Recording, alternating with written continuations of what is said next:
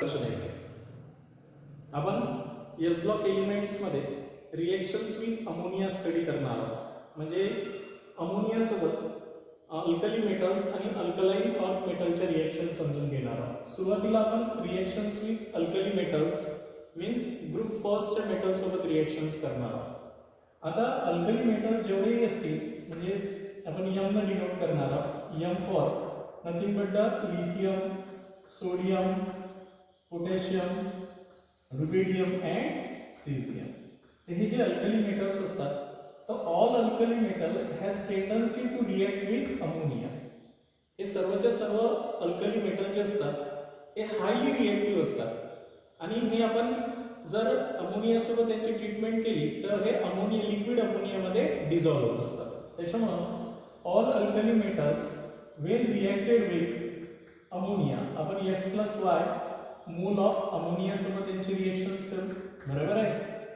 जेव्हा आपण metals alkali metals जेव्हा अमोनिया लिक्विड अमोनिया सोबत रिएक्शन्स करतील तर ते त्यांच्यामध्ये सोल्युबल होत असतात. हे सर्व अल्कली मेटल्स या अमोनियामध्ये लिक्विड अमोनियामध्ये सोल्युबल होत असतात आणि हे काय प्रोड्यूस करत असतात. आपल्याला माहिती आहे की मेटलची टेंडन्सी आहे फर्स्ट ग्रुपच्या मेटलची की तो +1 ऑक्सिडेशन स्टेट मध्ये कन्वर्ट होईल विथ लॉस ऑफ इलेक्ट्रॉन्स. आता भानगड अशी आहे की हे सर्वच मेटल अमोनिया सोबत रिएक्शन्स करत असताना एक इलेक्ट्रॉन लूज करत असतात आणि +1 स्टेट मध्ये येतात. तर हे सर्वच मेटल आयन्स यांच्या भोवताली जे लिक्विड अमोनिया आहे यांनी काय होत असतील सराउंडेड होतात. काय होतात हे सराउंडेड होतात आणि आपल्याला काय भेटते अमोनेटेड मेटल आयन्स तयार होत असते. जसं अल्कली मेटलच्या भोवताली जर वॉटर सराउंडिंग झाला तर आपण काय म्हणतो हायड्रेटेड मेटल आयन्स. तसंच अमोनियम मेटल आयनच्या भोवताली अमोनिया जर सराउंडेड झाला तर आपण त्याला काय म्हणणार आहोत अमोनेटेड मेटल आयन्स. अशाच प्रकारे हे जे मेटल आयन्स आहेत या मेटल आयनच्या भोवताली खूप सारे अमोनियाचे X मोल काय होतात सराउंडेड होतात आणि मेटल अमोनेटेड आयन्स तयार होत असते. मेटल अमोनेटेड आयन्स या मेटलच्या भोवताली खूप सारे अमोनिया काय होतील असे सराउंडेड होतील X मोल ऑफ अमोनिया आहे की नाही. आणि यांच्यावर असे मेटल अमोनेटेड आयन्स तयार होईल. त्याला आपण काय म्हणणार आहोत मेटल अमोनेटेड आयन्स म्हणून. आता त्यानंतर हे इलेक्ट्रॉन सुद्धा आहे. हा इलेक्ट्रॉन सुद्धा चार्ज आहे चार्ज स्पेसिस आहे. याही भोवताली खूप सारे अमोनिया मॉलिक्यूल सराउंडिंग होतील. बघा याही निगेटिव्ह चार्ज इलेक्ट्रॉनच्या भोवताली खूप सारे अमोनियाचे मॉलिक्यूल काय होतील सराउंडेड होतील आणि ते काय करतील अमोनेटेड इलेक्ट्रॉन्स तयार करतील. काय होईल अमोनेटेड इलेक्ट्रॉन्स तयार होईल आणि म्हणून खूप सारे इलेक्ट्रॉन जेव्हा सराउंडेड होईल तेव्हा हे इलेक्ट्रॉन्स खूप साऱ्या NH3 मॉलिक्यूल्सनं सराउंडिंग होईल. म्हणून आपण Y mole of ammonium आयन्सनं surrounding होतील हे इलेक्ट्रॉन्स आणि इथे काय तयार होणार आहे अमोनेटेड इलेक्ट्रॉन्स तयार होईल. बघा लक्षात ठेवायचं आहे. काय म्हणतो आपण यांना अमोनेटेड इलेक्ट्रॉन्स तयार होईल. तर अशा प्रकारे हे जे मेटल असतात अल्कली मेटल्स हे रेडिली सोल्युबल होत असतात लिक्विड अमोनियामध्ये. आता हे लिक्विड अमोनिया काय आहे तर लिक्विड अमोनिया म्हणजे ऍक्च्युली अमोनिया गॅस आहे पण जसंही आपण त्याला थंड करू आहे की नाही ॲट -30 डिग्री पर्यंत तर ते लिक्विडमध्ये कन्वर्ट होईल आणि त्या लिक्विड अमोनियाचंच टेम्परेचर मग -30च्या जवळपास येईल. तर त्यालाच आपण लिक्विड अमोनिया म्हणतो. म्हणजेच मेटलची रिएक्शन जर लिक्विड अमोनिया सोबत केली तर हे जे मेटल आयन्स तयार होतील ते मेटल आयन्स अमोनेटेड मेटल आयन्स म्हणून कन्वर्ट होतील. तसंच हे जे इलेक्ट्रॉन लॉस होईल तो इलेक्ट्रॉन्सही खूप साऱ्या अमोनियम आयन्सनं सराउंडेड होईल आणि अमोनेटेड इलेक्ट्रॉन्स तयार होईल. आता हे जे सोल्युशन्स तयार झालं इथे सर्वच मेटल या अमोनियामध्ये असे डीप होतात आणि अमोनेटेड आयन्स मेटल आयन्स आणि अमोनेटेड इलेक्ट्रॉन्स तयार करत असतात आणि हे जे सोल्युशन असते हे डीप ब्ल्यू कलरचं सोल्युशन असते. काय असते डीप ब्ल्यू कलर सोल्युशन तयार होत असते. अशा प्रकारे हे डीप ब्ल्यू कलर सोल्युशन्स तयार होत असते. आता महत्त्वाचा प्रश्न असा आहे की हे जे डीप ब्ल्यू कलर सोल्युशन्स तयार होऊन राहिले त्याच्यानंतर हे नुसतं डीप ब्ल्यू कलर सोल्युशनच नसते, तर हे पॅरामॅग्नेटिकही असते। या सोल्युशनचं नेचर कसं असते? पॅरामॅग्नेटिक नेचर असते, पॅरामॅग्नेटिक नेचर असते यांचं। त्यानंतर हे जे सोल्युशन आहे हे सोल्युशन रिड्युसिंग प्रॉपर्टी सुद्धा दाखवते। काय दाखवते? रिड्युसिंग प्रॉपर्टीज किंवा रिड्युसिंग एजंट म्हणून ऍक्ट होत असते, आहे की नाही? रिड्युसिंग प्रॉपर्टीज दाखवत असते। आणि फायनली हे जे सोल्युशन तयार होत असते मेटल जेव्हा अमोनियामध्ये डिझॉल्व्ह होऊन डीप ब्ल्यू कलर सोल्युशन्स तयार होते, मेटल अमोनिएटेड आयन्स आणि अमोनिएटेड इलेक्ट्रॉन्स यांचं जे सोल्युशन्स तयार होते हे इलेक्ट्रिकल कंडक्टिव्हिटी सुद्धा शो करते आणि म्हणून ती solution conduct the electricity electricity सुद्धा कंडक्ट करू शकते, म्हणजे इलेक्ट्रिकल कंडक्टिव्हिटी हे सोल्युशन दाखवत असते। या अर्थी याच्यात कॅटायन्सही आहे आणि एनायन्सही आहे आणि त्यामुळे हे इलेक्ट्रिकल कंडक्टिव्हिटी प्रॉपर्टी नक्कीच दाखवतात। बरोबर आहे? कळलं मी काय म्हटलं आहे? त्यामुळे इथे एक स्टेटमेंट लिहितो मी की हे M म्हणजेच काय? ऑल दी अल्कली मेटल, है ना? मी लिहिणार की ऑल अल्कली मेटल, जेवढे काही अल्कली मेटल्स असतील म्हणजे ग्रुप फर्स्टचे मेटल्स असतील, वेन रिएक्ट विथ, कोणासोबत रिएक्ट केले आपण? वेन रिएक्ट विथ कोणासोबत? लिक्विड अमोनिया सोबत जर आपण यांना रिएक्ट केलं तर दे डिझॉल्व, ते काय होतील? दे डिझॉल्व, हे सर्वजण याच्यामध्ये सोल्युबल म्हणा, दे डिझॉल्व टू फॉर्म काय तयार करतील? डीप ब्ल्यू कलर सोल्युशन्स तयार करते, है ना? And this solutions shows electrical conductivity आणि हे जे सोल्युशन आहे हे इलेक्ट्रिकल कंडक्टिव्हिटी प्रॉपर्टी दाखवतात because of this कॅटायन्स and anion. आता महत्त्वाचं आहे की जेव्हा आपण ऑब्जेक्टिव्ह साठी यांचं प्रिपरेशन्स करतो तर ऑब्जेक्टिव्ह मध्ये याच्यावर क्वेश्चन्स काय विचारतात ते समजलं पाहिजे। तुमच्या लक्षात आलं असेल की हे मेटल आयनच्या भोवताली अमोनिया सराउंडेड झाला आणि अमोनिएटेड मेटल आयन्स तयार झाला आणि जे इलेक्ट्रॉन्स आहे यांच्या भोवताली हे अमोनिया मॉलिक्यूल सराउंडेड होतात आणि अमोनिएटेड इलेक्ट्रॉन्स बनवत असतात।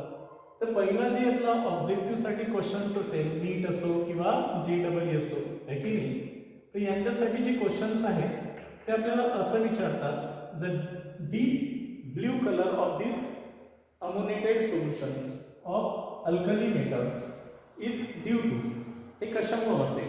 बघा लक्षात ठेवायचं आहे, हे जे डीप ब्ल्यू कलर जे असेल कशामुळे?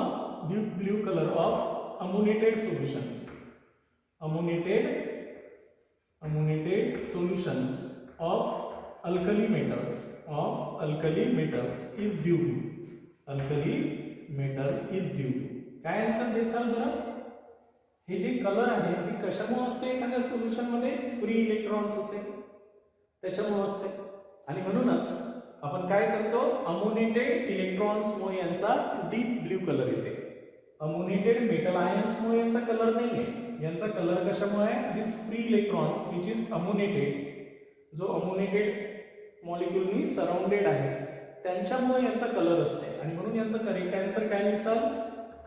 अमोनिएटेड, काय लिहिसाल? Ammoniated electrons, due to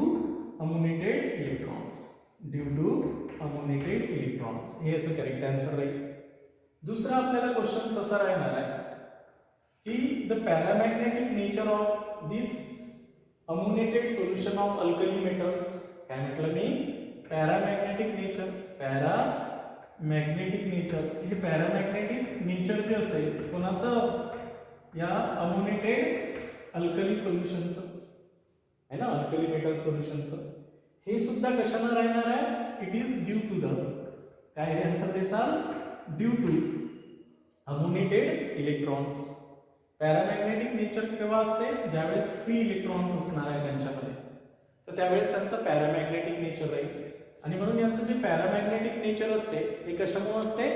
due to the presence of ammoniated electrons, म्हणून तुम्ही यांचा आन्सर काय देता?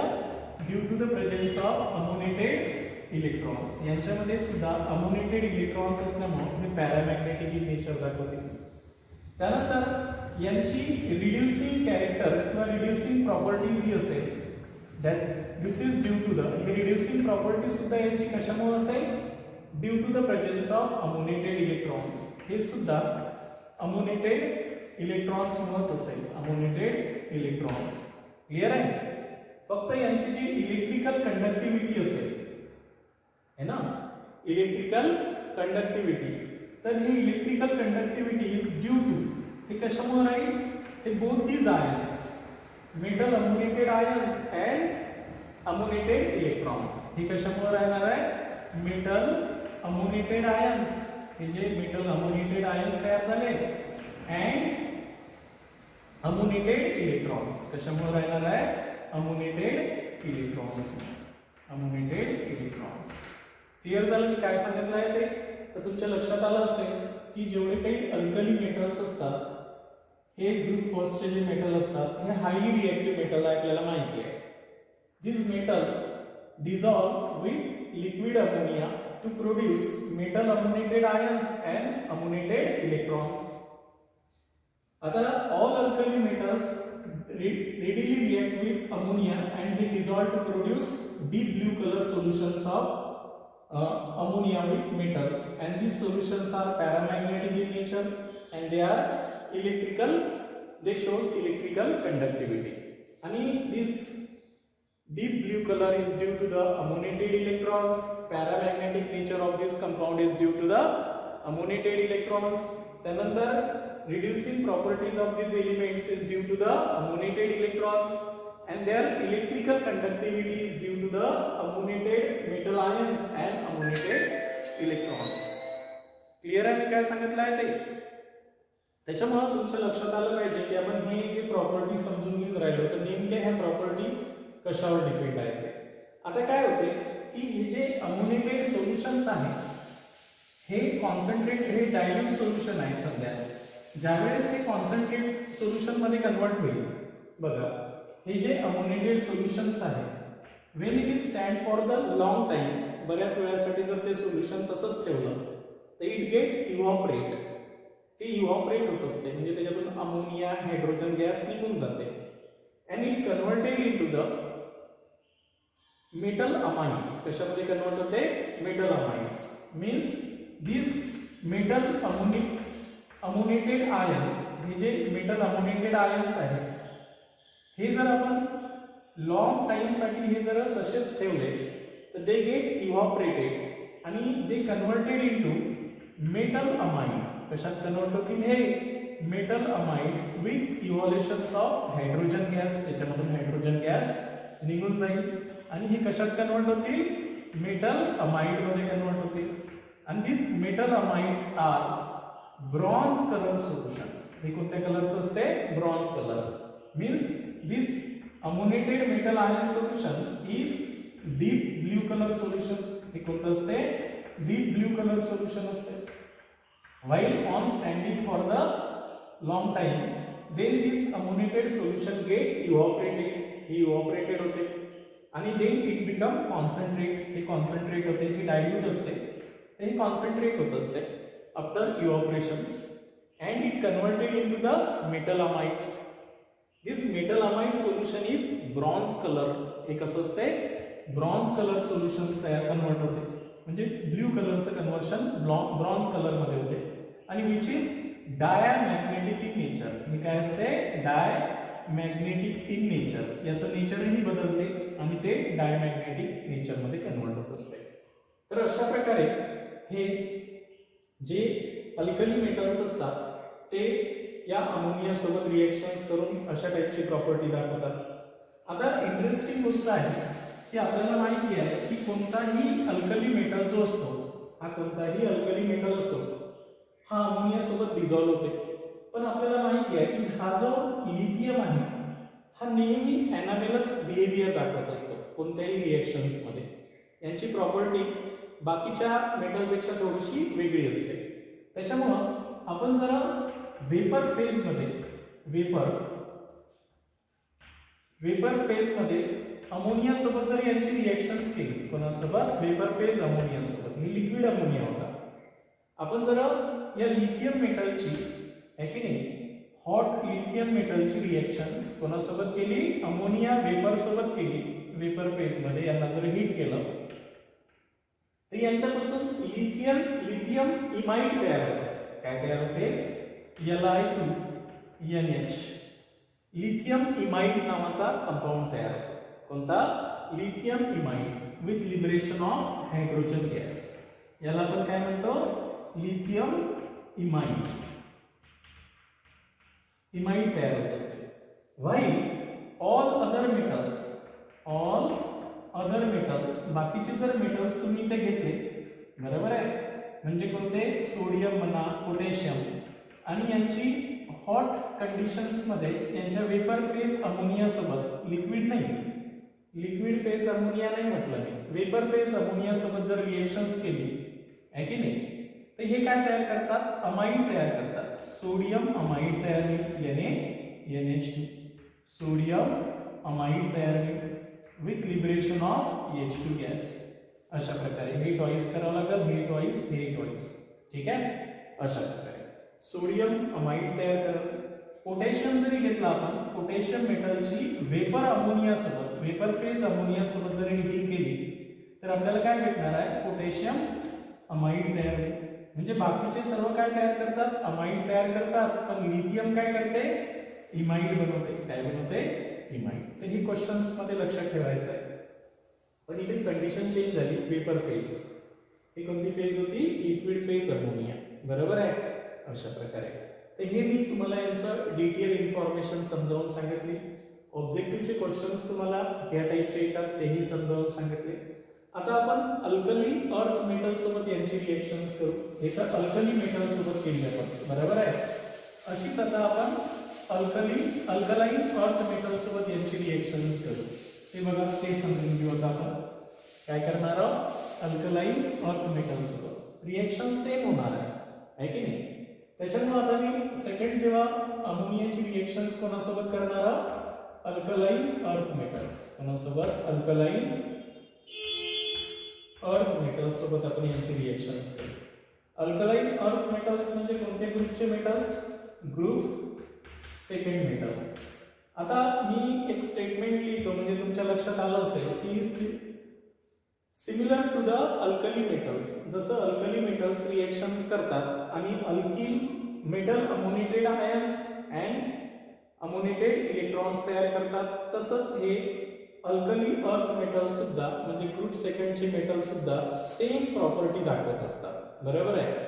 आणि म्हणून आपण सांगतो की अल्कलाइन अर्थ मेटल्स फक्त तुम्हाला माहिती आहे की हे यांची ऑक्सिडेशन स्टेट +2 आहे कारण यांचा outer most electronic configuration NS2 आहे बरोबर आहे की नाही. त्यामुळे आपण जेव्हा यांची रिएक्शन्स कोणासोबत करू लिक्विड अमोनिया सोबत करू. कोणासोबत लिक्विड अमोनिया सोबत. तर इथे आता मी M लिहितो पण हे M तुमचा काय राहणार आहे अल्कली अर्थ मेटल्स राहील. बेरिलियम मॅग्नेशियम कॅल्शियम स्ट्रॉन्टियम आणि बेरियम राहणार आहे की नाही. मग आता सेम रिएक्शन्स घेऊ आपण M म्हणजेच alkali earth metals when reacted with X+2Y. आता इथे 2Y कशासाठी घेतलेला आहे कारण हे डायपॉझिटिव्ह आयन्स आहे बरोबर आहे की नाही. अमोनिया सोबत आपण यांची रिएक्शन्स केली है ना. तर कोणत्या अमोनिया सोबत लिक्विड अमोनिया सोबत. तर हे अमोनिएटेड आयन्स तयार होईल हे डायपॉझिटिव्ह आयन्स तयार होईल आणि यांच्या सराउंडिंग मध्ये म्हणजे हे M जे असेल तर हे कशात कन्वर्ट होईल आता M डायपॉझिटिव्ह मध्ये कन्वर्ट होईल +2 इलेक्ट्रॉन्स आणि या डायपॉझिटिव्हच्या भोवताली खूप सारे अमोनिया आयन्स काय होतील सराउंडेड होतील आणि आपल्याला आता काय भेटेल अमोनिएटेड मेटल आयन्स तयार होईल जस्ट लाईक दिस वरच्या याच्यासारखं. हा X मोल ऑफ अमोनिया यांच्या भोवताली सराउंडेड होईल आणि आपल्याला डायपॉझिटिव्ह आयन्सचं सोल्युशन्स तयार होईल अमोनिएटेड मेटल आयन्स. त्याला आपण काय म्हणतो मेटल अमोनिएटेड आयन्स. काय म्हणतो मेटल अमोनिएटेड आयन्स. याला आपण मेटल अमोनिएटेड आयन्स म्हणतो. +2 इलेक्ट्रॉन रिलीज करते ते आणि या इलेक्ट्रॉनच्या भोवताली सुद्धा कोणते अमोनिया मॉलिक्यूल काय होतील सराउंडेड होतील. y मोल ऑफ अमोनिया त्या इलेक्ट्रॉनच्या भोवताली सराउंडेड होतील. त्याच्यामुळे मी लिहिताना 2 मोल ऑफ इलेक्ट्रॉन्स तयार होतील आणि या इलेक्ट्रॉनच्या भोवताली खूप सारे अमोनियाचे वायमोल ऑफ अमोनिया सराउंडेड होते, म्हणून मी हे ट्वाइस लिहिले, ट्वाइस इलेक्ट्रॉन्स. क्लिअर आहे? हे twice negative charge, twice positive charge बरोबर लिहायचं आहे. आता हे जे सोल्युशन तयार झालं तर याला आपण काय म्हणत असतो? अमोनेटेड इलेक्ट्रॉन्स, जस्ट लाईक दिस. इथे तसंच झालं होतं, अमोनेटेड इलेक्ट्रॉन्स. तर हे जे सोल्युशन आहे ज्यामध्ये अल्कली अर्थ मेटल्स काय झालेलं आहे? डिझॉल्व्ह झालेलं आहे. यांचं सोल्युबल सोल्युशन तयार होत असते. हे सोल्युशन सुद्धा डीप ब्लॅक ब्ल्यू कलरचं सोल्युशन तयार होत असते. ब्ल्यू कलर सोल्युशन्स तयार होते. सिमिलर टू दॅट हे डीप ब्ल्यू कलरचं सोल्युशन तयार करते अल्कली मेटल्स. हे ब्लॅक ब्ल्यू कलर सोल्युशन्स तयार करते, डार्क कलरचं. आणि हे जे सोल्युशन्स तयार होत असतात, बघा लक्षात ठेवायचं आहे, तर यांचं नेचर सुद्धा पॅरामॅग्नेटिक असते. Paramagnetic in nature. हे सुद्धा पॅरामॅग्नेटिक आहे, बरोबर आहे. They are also shows the reducing properties. हे सुद्धा रिड्युसिंग प्रॉपर्टीज दाखवत असते. आणि रिड्युसिंग प्रॉपर्टीज कशामुळे? Due to the ammoniated electrons. Paramagnetic nature is due to the ammoniated electrons.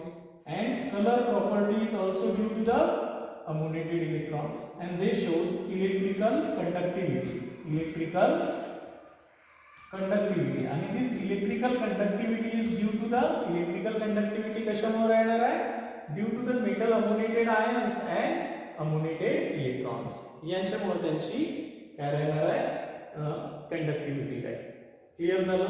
तर दिस is the reactions of ammonia with alkali metal as well as alkali earth metals. Alkali earth metal shows similar chemical reactions with that of liquid ammonia.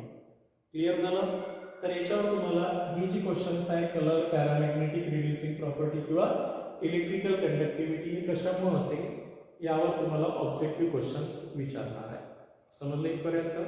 आता आपण next सर्वात महत्त्वाचा points या chapter मधला, S block element मधला. इथे आपल्या जवळपास सर्व केमिकल प्रॉपर्टीज संपल्या. आता आपण यांच्या काय स्टडी करणार आहोत? Diagonal relationship of lithium with magnesium, beryllium with aluminium. तर आता तो पोर्शन्स आपण समजून घेऊ.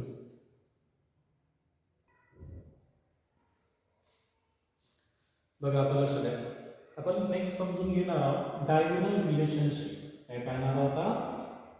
डायगोनल रिलेशनशिप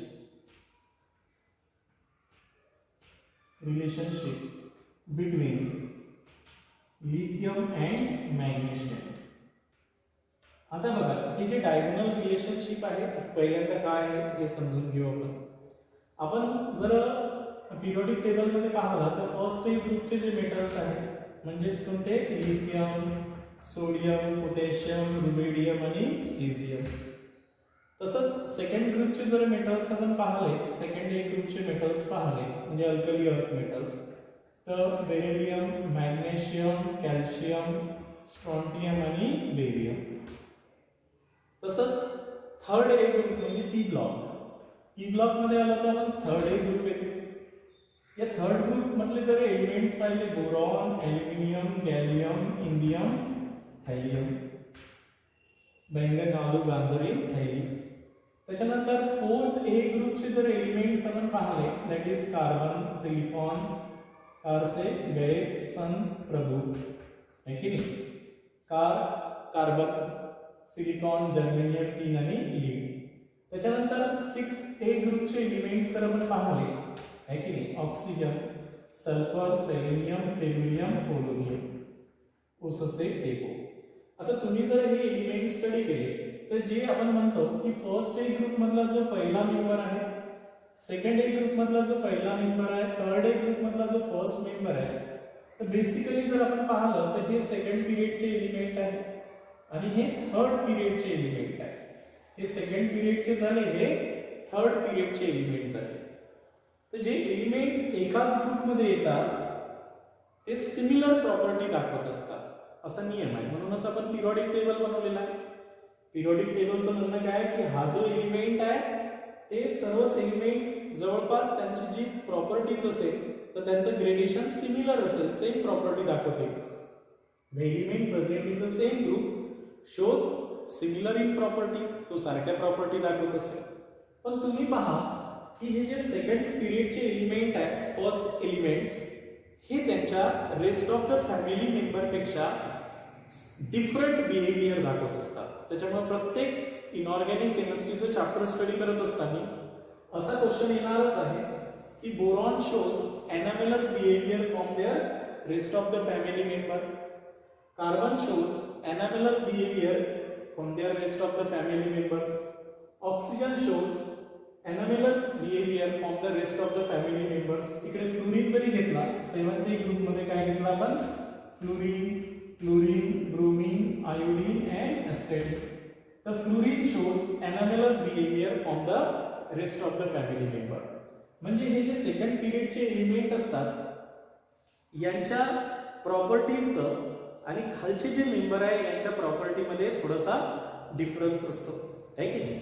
पण जेव्हा यांच्या प्रॉपर्टी स्टडी करण्यात आला त्यावेळेस एक असंही लक्षात आलं की हे जे फर्स्ट मेंबर आहे सेकंड पिरियडचे, हे जे सेकंड पिरियडचे फर्स्ट मेंबर आहे यांच्या केमिकल प्रॉपर्टी हे त्याच्या नेक्स्ट ग्रुपच्या सेकंड मेंबर म्हणजे थर्ड पिरियडच्या एलिमेंटशी सिमिलर प्रॉपर्टी दाखवतात. काय दाखवतात, similar property, and they are diagonally related to each other, हे एकमेकांशी डायगोनली रिलेटेड आहे.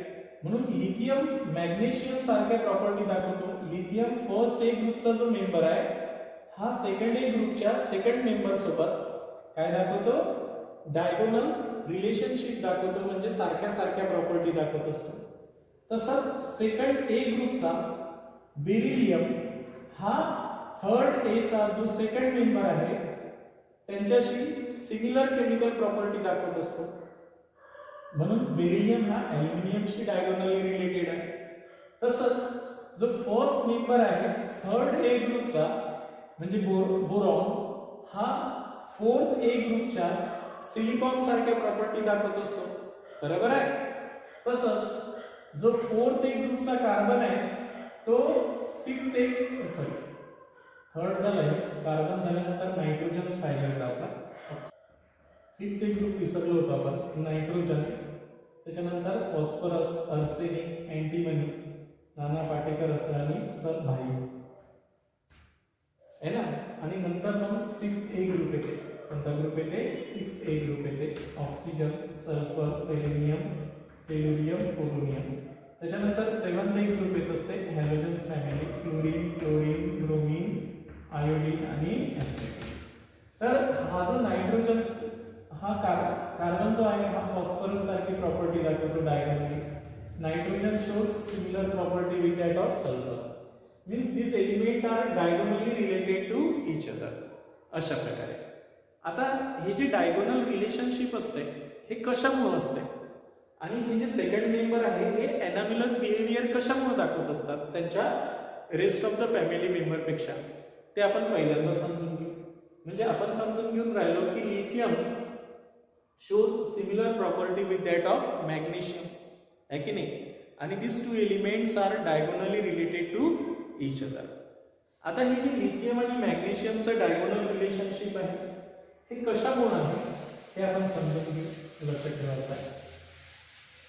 दिस lithium shows diagonally similar properties with the next member of magnesium. This is due to the diagonal relationship of lithium with magnesium is due to, हे कशामुळे असते, due to the they have similar atomic and ionic size. यांची जे पहिलं कारण आहे की they shows nearly similar atomic and ionic size. यांची जी atomic आणि ionic रेडिया आहे हे नियरली सेम आहे, लक्षात ठेवायचं आहे. जसं लिथियमची जर ॲटॉमिक साईज पाहिली आपण, सुरुवातीला आपण ॲटॉमिक रेडिया बघायची. ॲटॉमिक रेडियाचा जर विचार केला तर हे सारखे प्रॉपर्टी दाखवण्याचं कारणच ते आहे की यांची ॲटॉमिक रेडिया आणि आयोनिक रेडिया जवळपास सेम आहे. बघा, लिथियमची ॲटॉमिक रेडिया आहे 152 पिकोमीटर आणि मॅग्नेशियमची ॲटॉमिक रेडिया आहे तुमची 160 picometre. 160 picometre nearly same atomic radii आहे दोन्हीची. त्याच्यानंतर आयोनिक रेडियाचा जरी विचार केला यांची जी आयोनिक रेडिया असते हेही जवळपास सेमच आहे. तर लिथियम आयनची ionic radii cations have always smaller size 62 picometre असते देन द न्यूट्रल ॲटम, माहिती आहे तुम्हाला. आणि मॅग्नेशियम आयन्स जे असते मॅग्नेशियम डायपॉझिटिव्ह आयनची 72 पिकोमीटर आहे. Means they have nearly same ionic radii. यांची आयोनिक रेडिया जवळपास लिथियमची 76 पिकोमीटर आहे आणि मॅग्नेशियमची 72 पिकोमीटर आहे. Means they have nearly same ionic radii. यांची आयोनिक रेडिया ही जवळपास सेम आहे. हे पहिलं कारण आहे की हे सिमिलर प्रॉपर्टी का दाखवत असतात. सिमिलर प्रॉपर्टीज दाखवणारे म्हणजे डायगोनली रिलेटेड का आहे, हे सारखे प्रॉपर्टी का दाखवतात. त्याचं पहिलं कारण आहे they have nearly similar atomic and ionic radii. दुसरं कारण आहे की they shows similar charge to radius ratio. They shows similar charge to radius ratio. यांचा चार्ज टू रेडियस रेशो ही नियरली काय असतो, सेम असतो. म्हणजे चार्ज अपॉन रेडियसचा रेशो या दोन्ही मेटल आयनचा काय असतो, सेम असतो. हे सुद्धा महत्त्वाचं आहे. थर्ड आहे की both these element have smaller size and they have same electronegativity, nearly similar electronegativity. They have nearly similar electronegativity value. यांची इलेक्ट्रोनिगेटिव्हिटी व्हॅल्यू काय असते, सिमिलर असते. तर दिस फॅक्टर, हे जे फॅक्टर असते, this factor make they to show a similar chemical properties. हे factor त्यांना सारख्या केमिकल प्रॉपर्टी दर्शवण्यासाठी रिस्पॉन्सिबल असते. अजून आपण सांगू शकतो they have nearly same ionisation enthalpy IE. ठीक आहे, अशा प्रकारे. तर this factor make this elements to shows a similar chemical property but this element are diagonally related to each other. This is from the first A group member and this is the second member of second A group members, but they shows similar property. हे काय दाखवतात, similar property दाखवत असतात. That's is called as diagonal relationship. आता आपण यांच्या काय पाहणार आहोत की यांच्या सिमिलर प्रॉपर्टी कोणकोणत्या आहेत, हे का दाखवतात ते पहिले समजून घेतलं. की लिथियम आणि मॅग्नेशियम जवळपास सारख्या प्रॉपर्टी दाखवण्यासाठी काय कारण आहे, तर त्यांची सारखी ॲटॉमिक साइज किंवा आयोनिक रेडिया आहे. They shows similar charge to radius ratio. Third one आपण सांगतो की they shows nearly similar electronegativity value. This three factor make this element to shows similar chemical property. That's why they are diagonally related to each other. आता यांच्या similar chemical property कोणकोणत्या आहेत हे समजून घेऊ. म्हणजे ते डायगोनली सिमिलर प्रॉपर्टी कशा दाखवतात, सिमिलर प्रॉपर्टीज डायगोनली कशा दाखवतात ते समजून घेऊ. बघा, लक्षात ठेवायचं आहे आपण properties of lithium and magnesium. Similar properties of lithium and magnesium आहे की नाही. तर आपल्याला सर्वांना माहिती आहे की पहिली आपण सांगणार आहोत की हे जे एलिमेंट्स आहेत लिथियम मॅग्नेशियम हे जे आहे, both these element are harder and lighter than the rest of the family members. बघा, लक्षात ठेवायचं आहे both these elements are harder. हे सर्व जे एलिमेंट असतात दोन्ही element both these elements are harder. हे हार्डर असतात त्यांच्या रेस्ट ऑफ द मेंबर पेक्षा. अँड लाइटर, हलके सुद्धा असतात, lighter than the other members.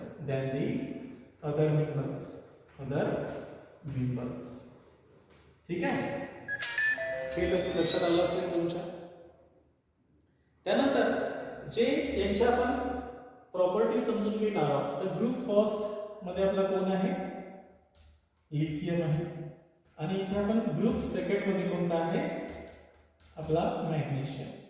तर सर्वात पहिली यांची सिमिलर प्रॉपर्टी मध्ये यांची रिएक्शन्स विथ ऑक्सिजन, यांची जर आपण ऑक्सिजन सोबत रिएक्शन्स केली तर हे सेम टाईपचे ऑक्साईड बनत असतात.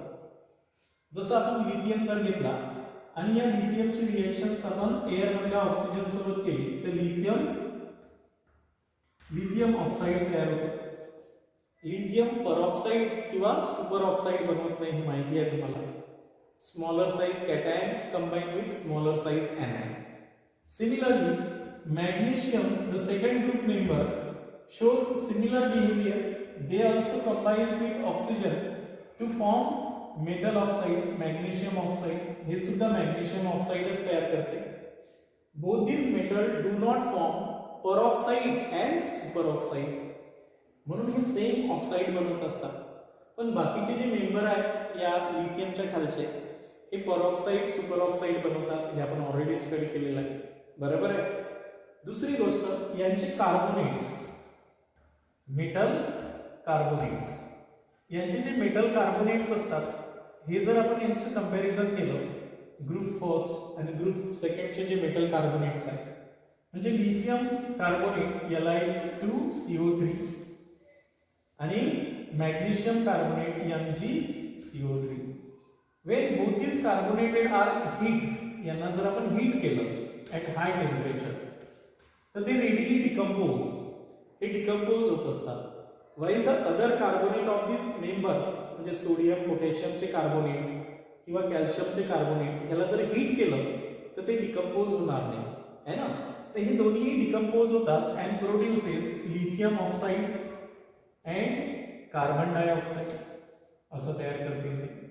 lithium oxide and carbon dioxide. Similarly, magnesium carbonate on heating, they produce magnesium oxide and carbon dioxide. Means they shows similar properties. Clear आहे मी काय सांगितलं आहे ते.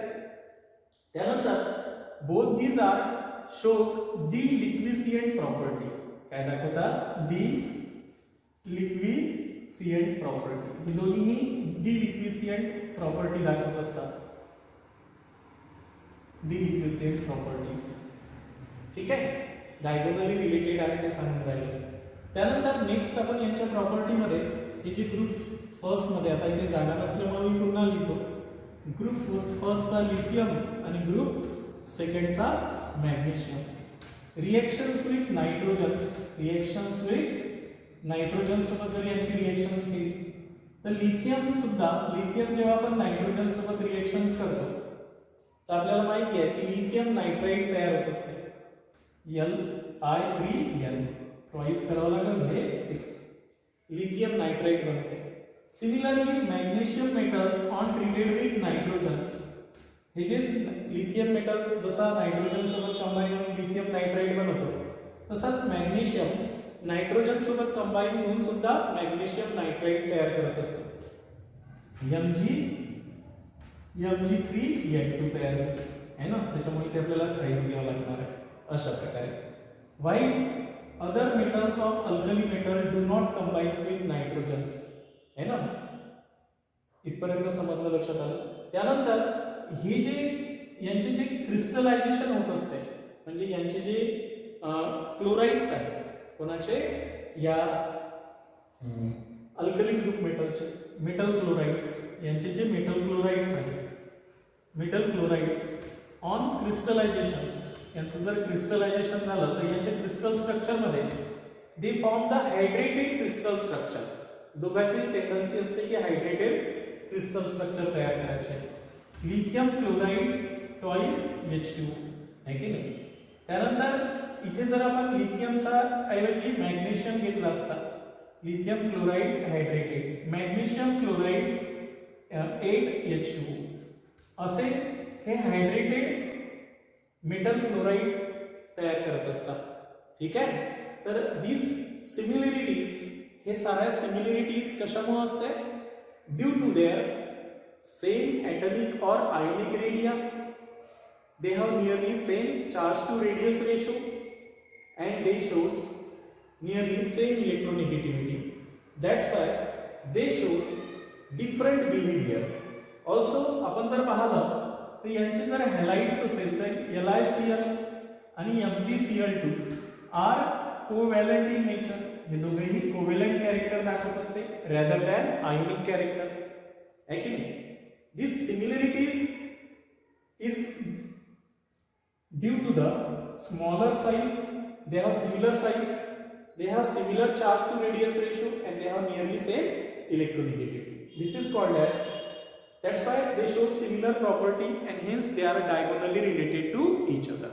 Okay, these are the various similar properties shown by the lithium and the group first member with the magnesium of second member of second group, and hence they are diagonally shows similar chemical property. That's why we are called as diagonal relationship of lithium and magnesium. Okay, आता याच्यानंतर आपण diagonal relationship of beryllium and aluminium पाहणार आहोत. ठीक आहे, ते आपण next lecture मध्ये पाहू.